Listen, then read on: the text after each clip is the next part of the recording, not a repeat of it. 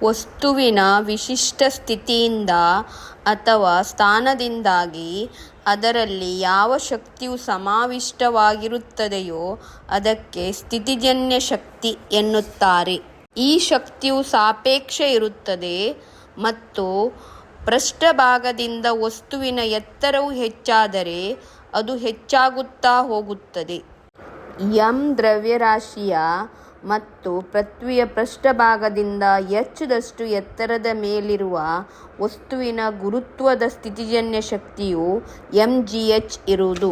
ಪೃಥ್ವಿಯ ಪೃಷ್ಠಭಾಗದ ಮೇಲೆ ಗುರುತ್ವದ ಸ್ಥಿತಿಜನ್ಯ ಶಕ್ತಿ ಅಂದರೆ mgh ಶೂನ್ಯ ಇರುತ್ತದೆ.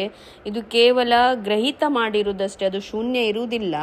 ಆದರೆ ನೀವು ಮುಂದಿನ ತರಗತಿಯಲ್ಲಿ ಇದರ ಬಗ್ಗೆ ತಿಳಿದುಕೊಳ್ಳುವರಿದ್ದೀರಿ. ಆಕರ್ಷಣೆಯ ಸ್ಥಿತಿಜನ್ಯ ಶಕ್ತಿ ಅಥವಾ ವಿಭವ ಶಕ್ತಿ. ಗುರುತ್ವಾಕರ್ಷಣ ವಲಯದಲ್ಲಿ ಒಂದು ವಸ್ತುವು ತನ್ನ ಸ್ಥಾನದ ಕಾರಣದಿಂದ ಅಥವಾ ಆ ವಸ್ತುವಿನ ವಿನ್ಯಾಸದ ಕಾರಣದಿಂದ ಹೊಂದುವ ಶಕ್ತಿಯಾಗಿದೆ. ಗುರುತ್ವಾಕರ್ಷಣೆಯ ವಿರುದ್ಧವಾಗಿ ಒಂದು ವಸ್ತುವನ್ನು ನಿರ್ದಿಷ್ಟ ಎತ್ತರಕ್ಕೆ ಎತ್ತಲು ಮಾಡಿದ ಕೆಲಸ. ಒಂದು ವಸ್ತುವನ್ನು ಭೂಮಿಯಿಂದ ನಿರ್ದಿಷ್ಟ ಎತ್ತರಕ್ಕೆ ಏರಿಸಿದಾಗ ಅದರ ಸ್ಥಾನದ ಕಾರಣದಿಂದಾಗಿ ಅದು ಪಡೆಯುವ ಶಕ್ತಿಯನ್ನು ಗುರುತ್ವಾಕರ್ಷಣೆಯ ವಿಭವ ಶಕ್ತಿ ಅಥವಾ ಸ್ಥಿತಿಜನ್ಯ ಶಕ್ತಿ ಎನ್ನಲಾಗುತ್ತದೆ.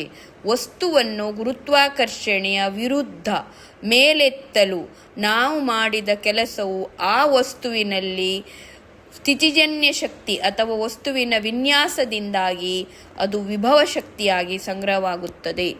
ಭೂಮಿಯ ಮೇಲ್ಮೈಯಿಂದ ಒಂದು ವಸ್ತುವನ್ನು ನಿರ್ದಿಷ್ಟ ಎತ್ತರಕ್ಕೆ ಗುರುತ್ವಾಕರ್ಷಣೆಯ ವಿರುದ್ಧವಾಗಿ ಕೊಂಡೊಯ್ಯಲು ಮಾಡಿದ ಕೆಲಸವೇ ಆ ವಸ್ತುವಿನ ಗುರುತ್ವಾಕರ್ಷಣೆಯ ವಿಭವ ಶಕ್ತಿಯಾಗಿದೆ. ಈಗ ಮಾಸ್ ಆಫ್ ದ ಒಬ್ಜೆಕ್ಟ್ ಇದೆಯಲ್ಲ, ವಸ್ತುವಿನ ದ್ರವ್ಯರಾಶಿ ಸ್ಮಾಲ್ m ಇದೆ ಅಂತ ಇಟ್ಕೊಳ್ಳುವ. ಈಗ ಏರಿಸಲಾದ ಎತ್ತರ ಸ್ಮಾಲ್ h ಇದೆ, ಗುರುತ್ವ ವೇಗೋತ್ಕರ್ಷ ಸ್ಮಾಲ್ g ಇದೆ.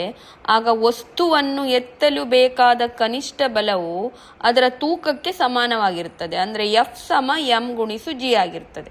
ಈಗ ಅದರಲ್ಲಿ ಮಾಡಿದ ಕೆಲಸ ಏನು? ಕೆಲಸದ ಪ್ರೇರಣೆ ಅಂದರೆ ಅಥವಾ ಬಲ ಗುಣಿಸು ಸ್ಥಳಾಂತರ. ಆದ್ದರಿಂದ W ಸಮ ಏನಾಗ್ತದೆ? m ಗುಣಿಸು g ಗುಣಿಸು h ಅಲ್ವಾ? ಆದ್ದರಿಂದ ಈಗ ಗುರುತ್ವ ಸ್ಥಿತಿಜನ್ಯ ಶಕ್ತಿ ಏನಾಗ್ತದೆ? mgh. ಪೃಥ್ವಿಯ ಪೃಷ್ಠಭಾಗದ ಮೇಲೆ ಗುರುತ್ವ ಸ್ಥಿತಿಜನ್ಯ ಶಕ್ತಿಯು ಶೂನ್ಯ ಇರುವುದು. ಇದರ ಮೌಲ್ಯವು ಪೃಥ್ವಿಯ ತ್ರಿಜ್ಯದ ಹೋಲಿಕೆಯಲ್ಲಿ ತುಂಬ ಕಡಿಮೆ ಇದ್ದಾಗ ದ ಮೌಲ್ಯವು ಎತ್ತರದಂತೆ ಕಡಿಮೆಯಾಗುತ್ತದೆ. ವಸ್ತುವು ಪೃಥ್ವಿಯಿಂದ ಅನಂತ ದೂರದ ಮೇಲೆ ಇರುವಾಗ ದ ಮೌಲ್ಯವು ಶೂನ್ಯ ಇರುತ್ತದೆ ಮತ್ತು ವಸ್ತುವಿನ ಮೇಲೆ ಪೃಥ್ವಿಯ ಗುರುತ್ವ ಪ್ರೇರಣೆಯು ಕಾರ್ಯ ಮಾಡುವುದಿಲ್ಲ. ಇದರಿಂದ ಅಲ್ಲಿ ವಸ್ತುವಿನ ಗುರುತ್ವ ಸ್ಥಿತಿಜನ್ಯ ಶಕ್ತಿಯನ್ನು ಶೂನ್ಯವೆಂದು ಗ್ರಹಿಸಲಾಗುತ್ತದೆ.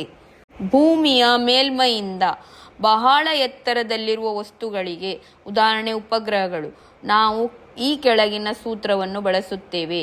ಅಂದರೆ ಈಗ ಗುರುತ್ವ ಸ್ಥಿತಿಜನ್ಯ ಶಕ್ತಿ ಸಮ -gmm ಅಪಾನ್ r+h.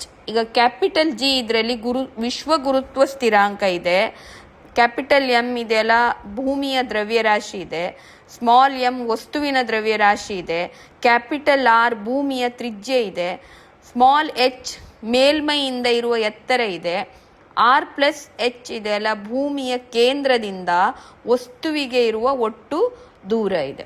ಋಣಾತ್ಮಕ ಚಿಹ್ನೆಯು ವಸ್ತುವು ಭೂಮಿಯ ಗುರುತ್ವಾಕರ್ಷಣ ಬಲಕ್ಕೆ ಒಳಪಟ್ಟಿದೆ ಅಥವಾ ಬಂಧಿತವಾಗಿದೆ ಎಂದು ತೋರಿಸುತ್ತದೆ. ವಸ್ತುವನ್ನು ಅನಂತ ದೂರಕ್ಕೆ ಅಂದರೆ ಇನ್ಫಿನಿಟಿ ಕಡೆಗೆ ಕೊಂಡೊಯ್ಯಲು ನಾವು ಹೊರಗಿನಿಂದ ಕೆಲಸ ಮಾಡಬೇಕಾಗುತ್ತದೆ.